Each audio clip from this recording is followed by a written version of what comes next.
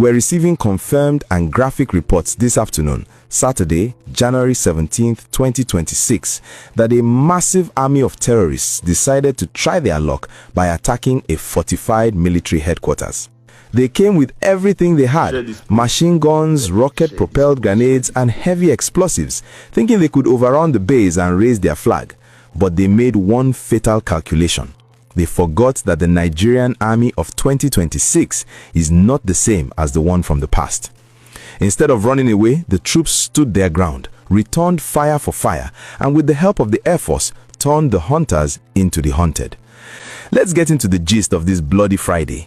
It all started in the early hours of yesterday morning. The sun was just coming up over Bono State when the silence was broken by the sound of heavy machine gun fire.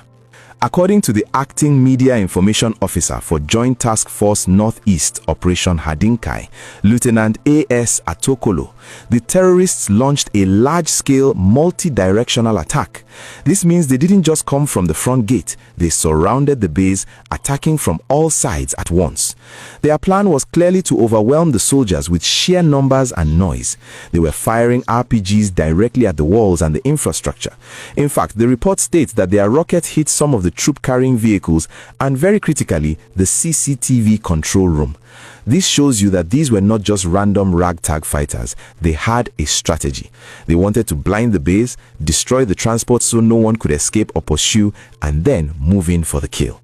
The CCTV room and the vehicles were partially gutted by fire, creating smoke and confusion. But here is where the story turns sweet.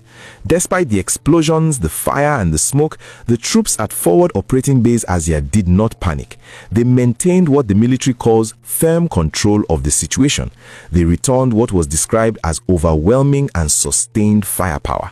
Imagine the scene: soldiers taking cover behind sandbags, bullets flying over their heads, the heat of the burning vehicles on their backs, yet they kept firing.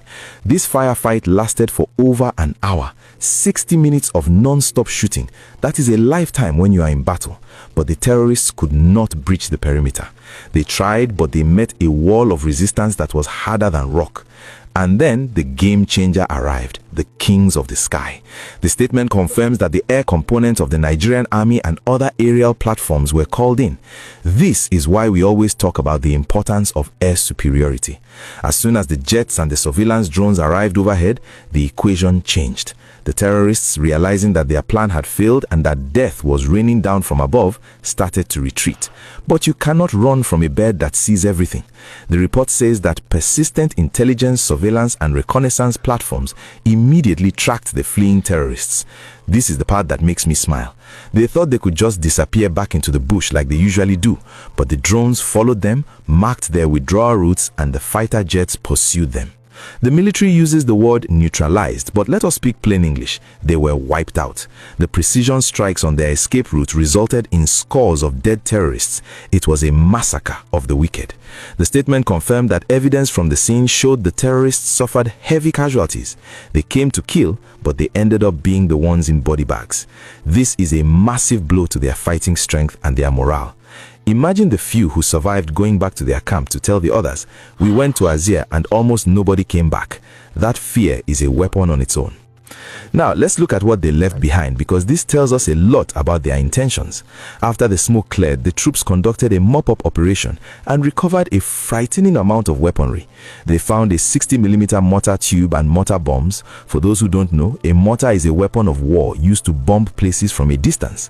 They also found locally fabricated explosives, heavy machine gun rounds, and hundreds of rounds of 7.62mm NATO ammunition. This was not a kidnapping mission. This was a siege. They came prepared for a long war, but they couldn't last more than an hour against the firepower of the Nigerian state.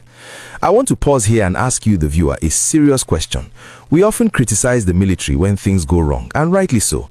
But when we see a display of bravery like this, where soldiers hold a burning base for an hour and still win, do you think we give them enough credit?